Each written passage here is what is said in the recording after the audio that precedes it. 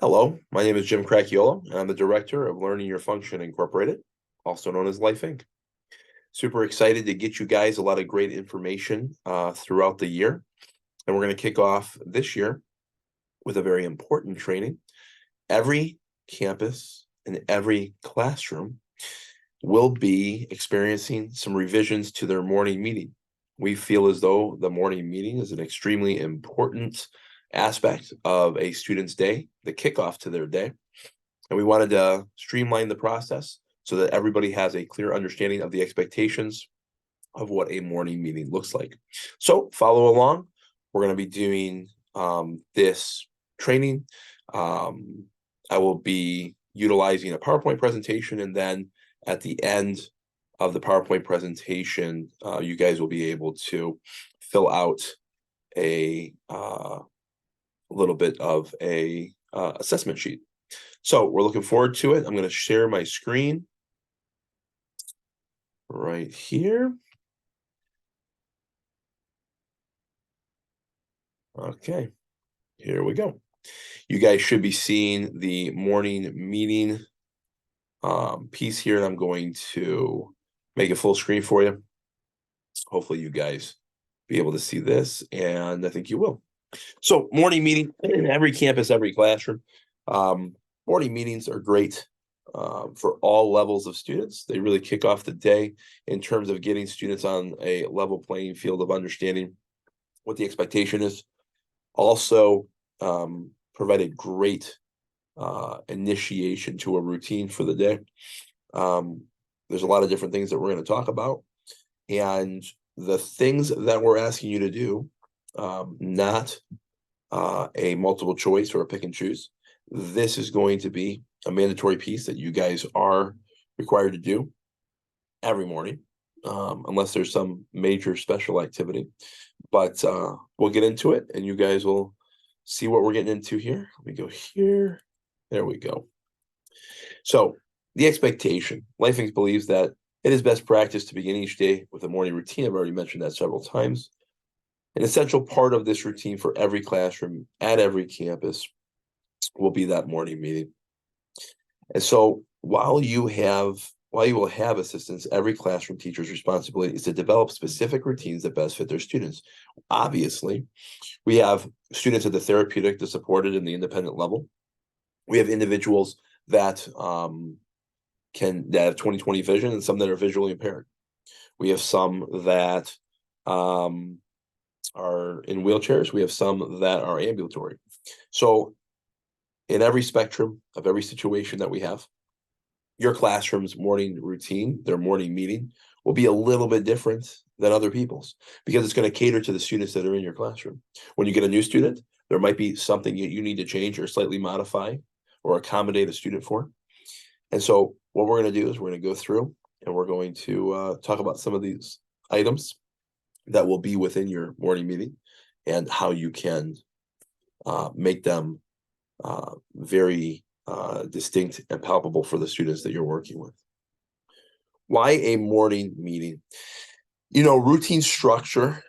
Every day we try to do that across the 6-hour day that we provide to the students.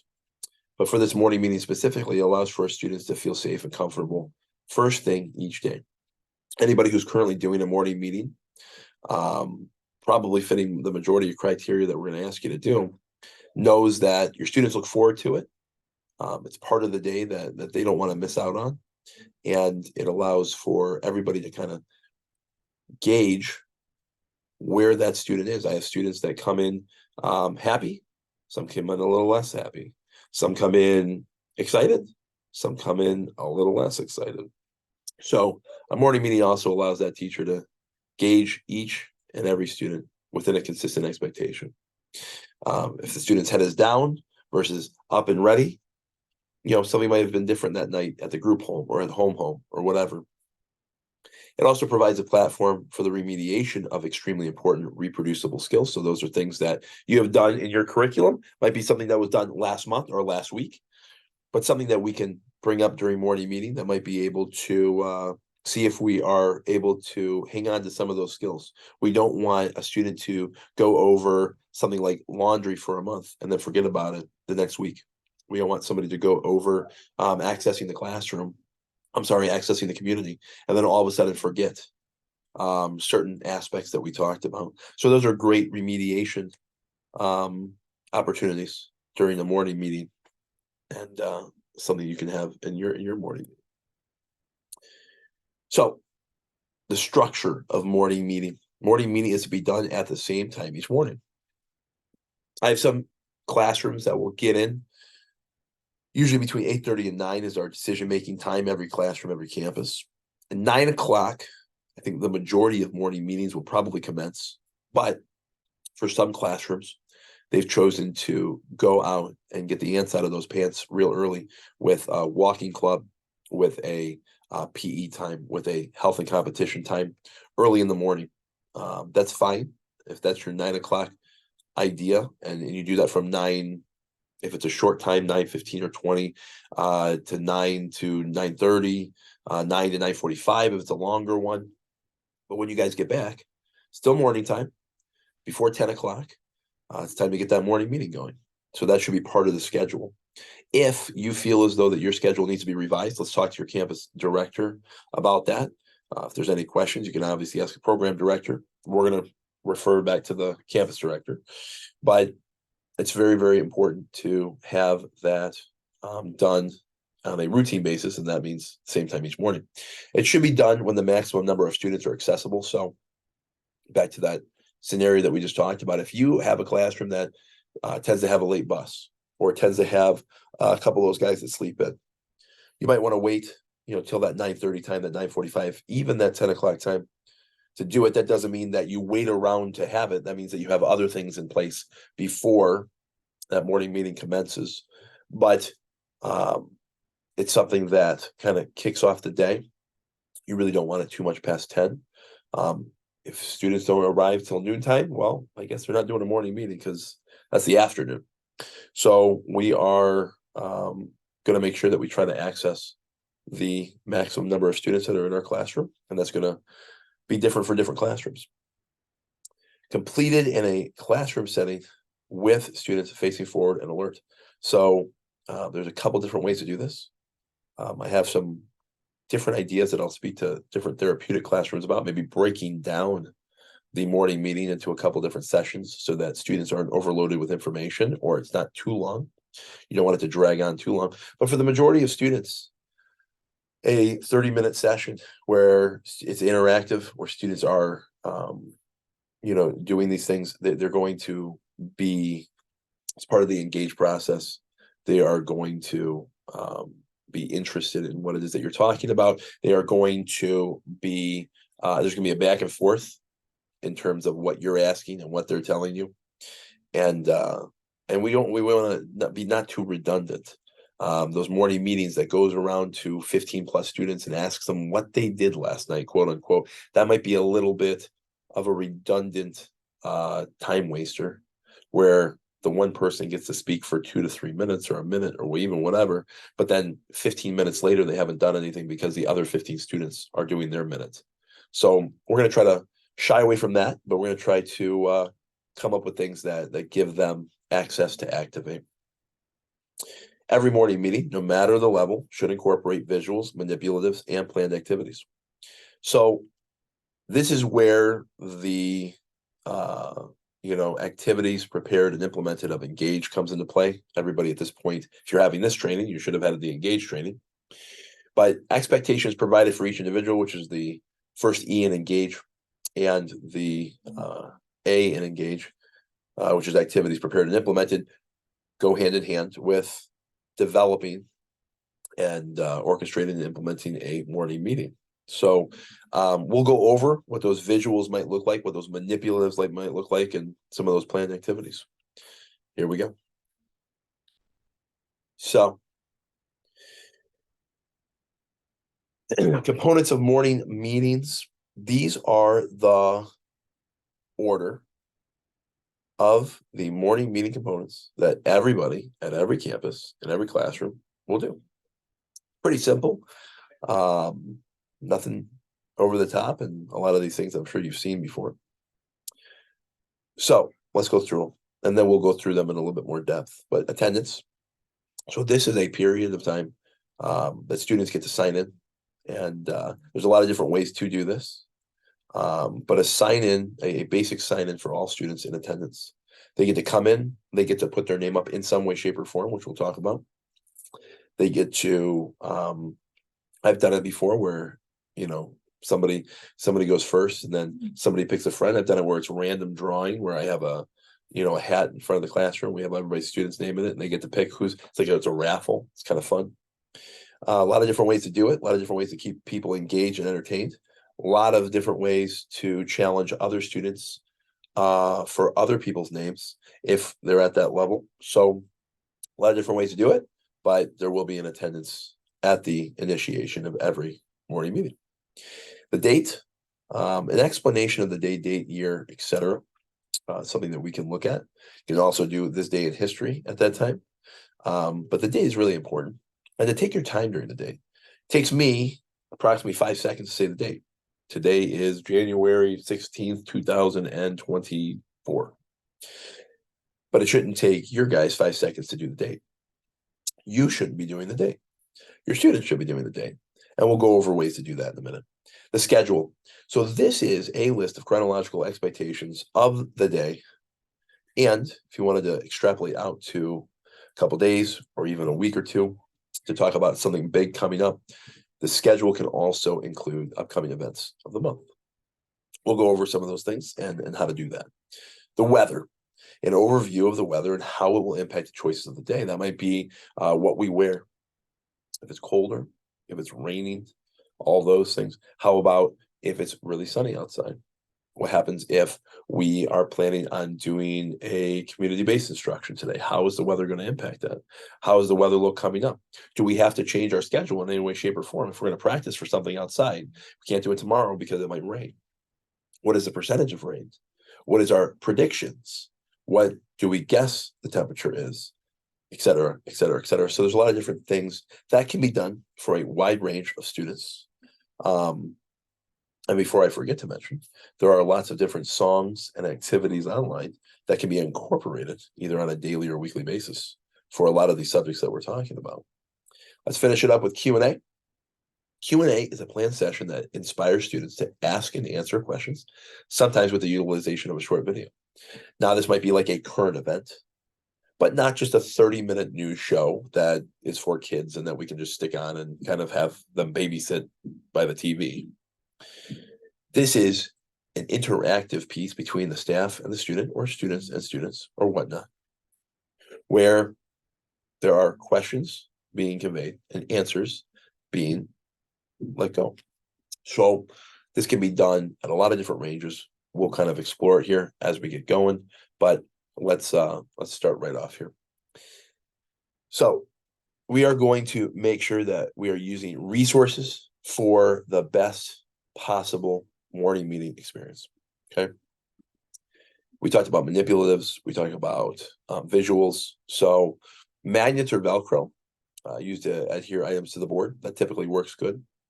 Those are ways that your students can, if they're not going to be able to write with a dry erase marker, it is a way that get more to get students interacting with the board and up out of their seats.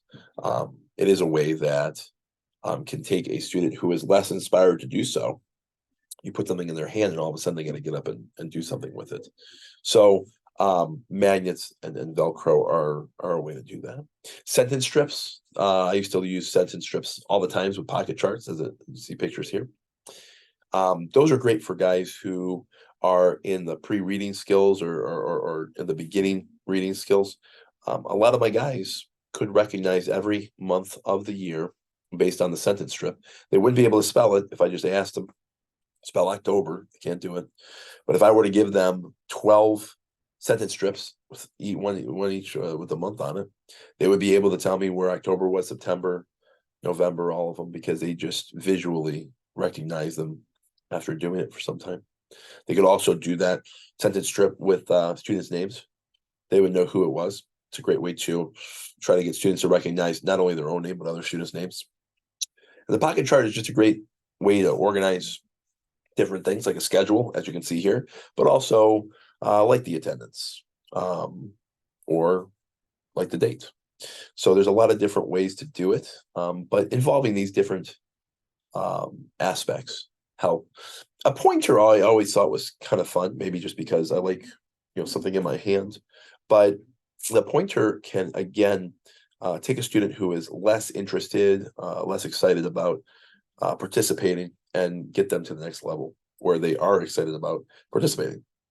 And all of these items we have available. Markers and chalk, obviously, if we're going to be using boards, things like that. I'm sure there's ways to do this with additional technology. I don't know that the students will get as an interactive piece with the technology, because usually technology does it for you. So it might be something that you want to stick to some of these more old-fashioned kind of techniques and resources, as opposed to going too technologically advanced in the future here. So those are some different resources as we start thinking about some of these subject areas. So let's dive right into attendance. Each student with varied supports places their name on the board. That's the broad way of explaining what attendance looks like. And again, it is something that is done on a daily basis. The goal varies from student to student, like we just talked about. For some, it's as simple as handwriting. Others, it could be name recognition, if we're talking about those sentence strips and seeing several different people's names on them. Spelling could be something as simple as spelling. This can be achieved through, we just talked about it, sentence strips, dry erase markers, chalk, etc. There are many ways to do it, and I challenge / urge / am excited to see which ways you do them versus the ways that I've done them in the past. Every classroom can get excited about the way that they do it. Every student, the more exciting you make it, the more excited your students will be to do it. And every so often, you can flip-flop. You can try something different, change it up, see how they like it, see if it's something that they cling on to.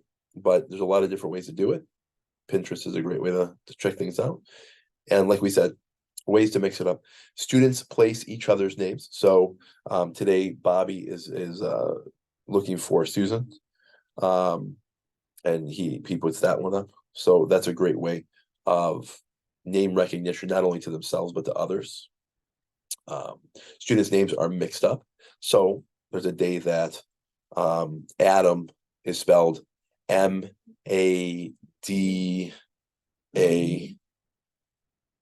I think that's all of his letters. I'm trying here. I'm more of a visual guy, but you mix up that name and they have to guess whose name that is based on it's all mixed up. Which is a fun way to do it. Might be a fun Friday activity for morning meeting, or like a St. Patrick's Day where the leprechauns came and messed it all up. Letters missing from names. So you might have again, if you use the word Adam and you take out the A's, you have blank B blank M. Students have to figure out, how that is and who it is. And it's a lot of fun. The longer the name, the more fun it can be. So here we go. We're going to keep on trucking. Those are some of those names, or I'm sorry, some of those ideas that we had there. So we have the mixed up names. We have the Amy, Jim, get it, all the different names that it could be. That's Jonathan, if you were wondering. So yeah, excuse me. The mixed up names on the bottom. We have different colors, different numbers to kind of correspond with that. Those go along with the names, and then these are my favorite colors. So my favorite color is yellow. Whose favorite color is blue? Whose favorite color is purple? So again, you're taking attendance by all these different things. You can do it by age. Who's 15, who's 23, who's just a lot of different ways to do it. So you guys will think of way cooler ways to do it, but it's important at every initiation of every morning meeting to have attendance. Move on to the date. As a classroom, the date is visually represented on the board. Pretty simple. The date includes the day of the week. So like Monday, Tuesday, Wednesday. Month, January, February, March. date number, and the year. Okay, displaying the previous and subsequent days after. So we talk about yesterday was, tomorrow will be. Those are always things that I always did. Takes a little bit more time, gets a little bit more practice, and it's a good thing. And that I talked about that that fun fact of the day. If it's National Something Day or this day in history, those are good things to add into the date. That can be done easily, I'm sure, on a cell phone or something like that. But I think your kids will get a kick out of it, and they'll learn from it. The schedule. Okay, it's pretty simple. A listing of each subject from your schedule in the chronological order of which will be performed. Also, I don't want to forget not only subjects, but you're also putting math in there. You're putting when you're going outdoors for those times. If there's a rotation for a center that you're doing, it could be rotation number 1 or rotation number 2 or rotation A or B or whatever.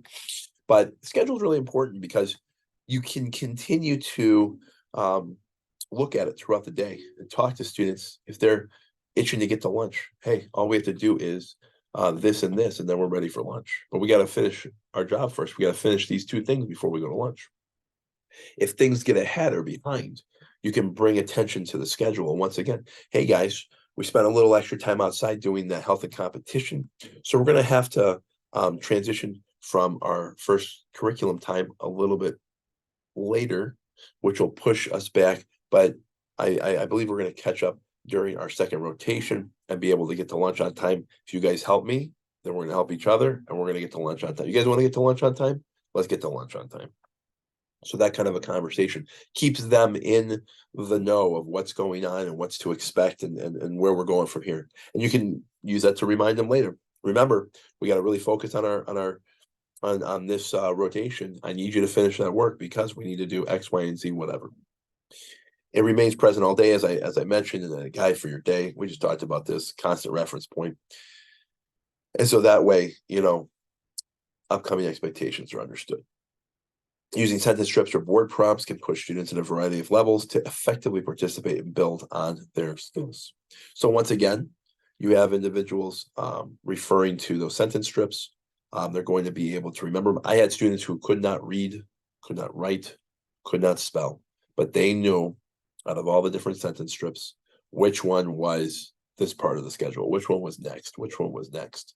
And depending on your day, a couple things might change. Fun Friday, we always have Fun Friday in there. They could always spell Fun Friday. They always knew which sentence strip said Fun Friday on it. And if your students have a difficulty with just the letters, we could put a symbol on that sentence strip along with the letters. So they're getting not only the letters and the reading and that aspect of trying to memorize it that way, but also a picture that depicts what it is. So different ways to do the schedule. An example of the schedule, this is something that's mandatory. Everybody should have some format of this. Today is, let's just say it, today is Tuesday, January 16th, 2024. Those are all those blanks up top. Yesterday was Monday. Tomorrow is Wednesday. I will have a great day. I will have a beautiful day. I will have a respectful day. I will have a trying day. Maybe it's test day. I will have a difficult day. Whatever it is in your classroom. And you can get different feedback from different people, which is fun. Another way to read the guys, see where they're at, try to push them to have the most positive day possible. So again, that's the most basic schedule right there. And that should be a little bit of time. If you have students, you're inviting them up to the board to do it, or you're utilizing sentence strips and they got to look through them. You can mix sentence strips upon sentence strips. So you put the schedule stuff along with that's actually the date. I'm sorry, but the schedule is coming up here. I'm pretty sure. Oh, look at this. Look what I did here. I forget. I do all this good stuff. Okay, fantastic. There it is. Okay. So the weather. Let me before we go on here, whenever I do trainings in person, I make mistakes. So I might have made a little mistake here. Instead of saying schedule up there, I think it should say date. That's more like the date. The schedule is that listing of those different things that you're doing. Okay, so I'm sorry I messed up my PowerPoint, but you guys get the gist. You guys are smart. You know what's up. The weather. Weather can be as simple or complex as your students can handle. We can talk about percentages. We can talk about predictions. We can talk about humidity, what that means and how that affects our day. We talk about a lot of different things, but it's as complex or as simple as your students need it to be. Guessing the highs and lows of the day. We talked about guessing the current temperature. There's some guesses for that. And maybe it's somebody where they need to have choices again of that guessing. Maybe they can't guess that it's 85 degrees. They need 3 different options and they vote on it. Because if they do that, they have maybe it's 90, 85, or 80. And then everybody votes on it. And the correct answer, they get a high five. Something fun like that. Guessing if there's any precipitation predicted for the day. It's going to be a thunderstorm. I have some students that live for the percentage rain chance of the day. Speaking about the appropriate attire based on weather. So what do we wear? What do we wear when it's raining? I know that I change my footwear depending on if it's raining or not. I will wear different shoes if it's going to be a super rainy day versus not a rainy day. So those are very, very important things to talk about. Obviously, if it's getting cold out, you got to wear a jacket or a sweatshirt or something. Having a conversation on how the weather will affect today's schedule. It's very, very important to talk to your students because things might need to be changed. What happens if we have a scheduled event that's outside, but it's going to rain? Do we go outside? Absolutely not. Not a good idea unless you want to get all wet. So we're rounding off to our last, but most fun maybe aspect of morning meeting. This is going to be probably the one that changes the most, but also is very original to your classroom and the experience that you're looking to get out of it. This is the part of your classroom's morning meeting that individualizes your students. It's exactly what I said. It individualizes your student experience each morning. The question and answer can revolve around a current event, a classroom discussion or decision. It could be a survey that students can voice their ideas or make choices about. Maybe the upcoming election. Maybe something's happening. Maybe there is something in the news and people get to choose. Maybe it's about the Buccaneers and how they are in the playoffs and how they're doing very well. Whatever it is, who thinks this team's going to win? Who thinks that team's going to win? Who thinks who's going to be who in the Super Bowl? So all of that, that can be a lot of fun. You guys can literally do sports pools in your classrooms during the Q&A time. You guys can create sports brackets of the upcoming sports that are going on. You cannot have the students bet money. There's no gambling at Life Inc. I'm saying that on the record. But you can have a lot of fun. And the student who wins it gets some kind of prize. That's kind of fun. I'm all about that. That's just one idea. Many, many, many things can be under question and answer. It can also be an extension of simple academics or curriculum. So you guys did something last week. You want to review it. You want to talk about it. You want to revisit it. You want to see how many people remember this or that or the other thing. That's cool. It can be about an upcoming, a sneak peek into what we're talking about next month or next week. It can be some type of remediation that we had 2 months ago. Who remembers? In July, it can be all about Christmas in July, your question and answer session, whatever. The best practice is to mix up or assign a day for different question and answer experiences. 100%. Monday can be about something specific. Tuesday, Wednesday, maybe Thursday, sports day. Friday is something about the next holiday.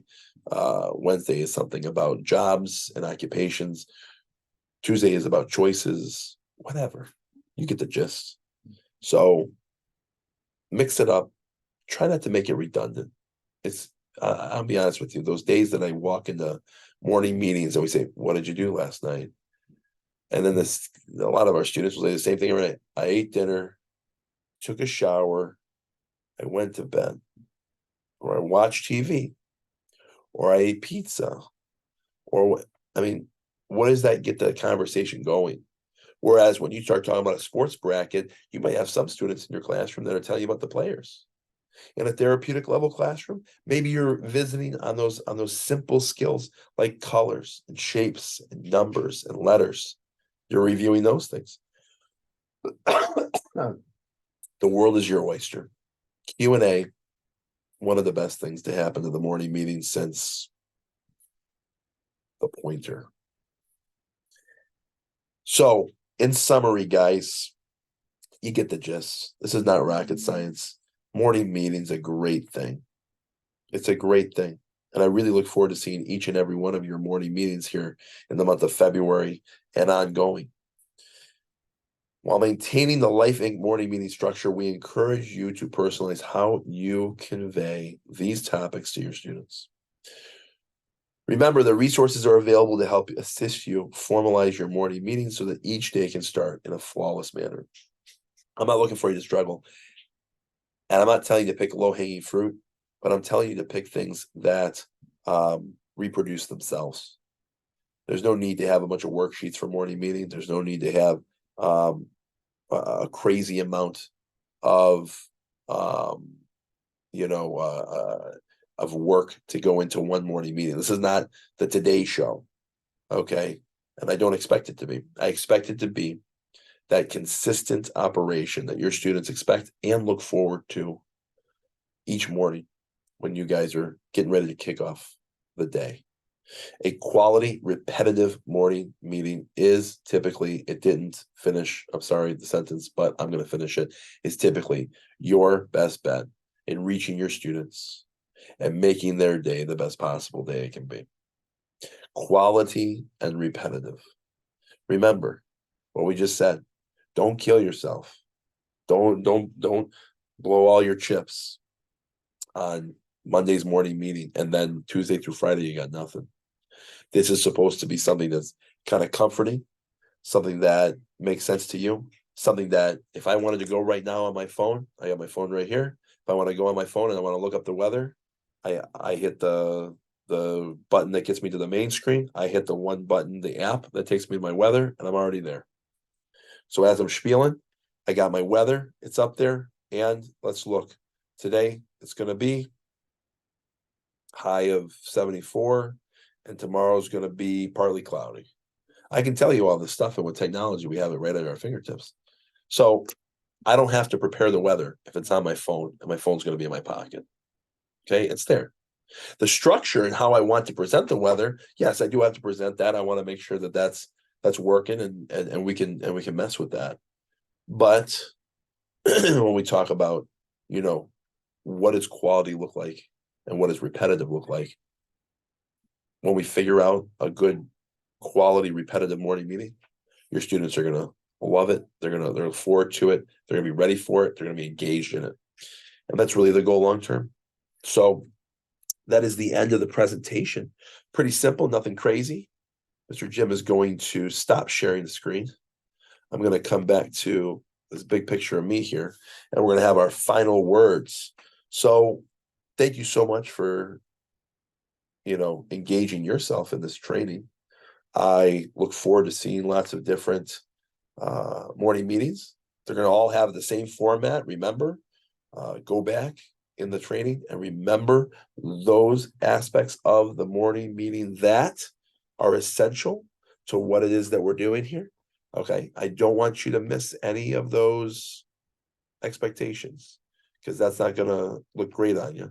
But remember, we have the different aspects, including the attendance, we have the date, we have the schedule, we have the weather, and then we have our Q&A.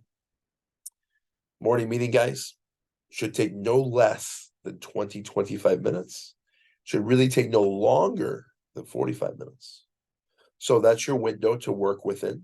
I want you to structure it. Obviously, the first couple of times you might play around with some timing and some phrasing and some organization, but I want it in that order. Please start thinking about the structure for your question and answer, because that is the most up in the air in terms of figuring out what you want to do. Think about the resources you want to use, the visuals you want to use for the different aspects of your morning meeting, because everybody's morning meeting will be a little bit different. Don't be afraid to talk to your neighbors, your staff neighbors, and say, hey, I'm doing this. What are you using? Would that be applicable for my students?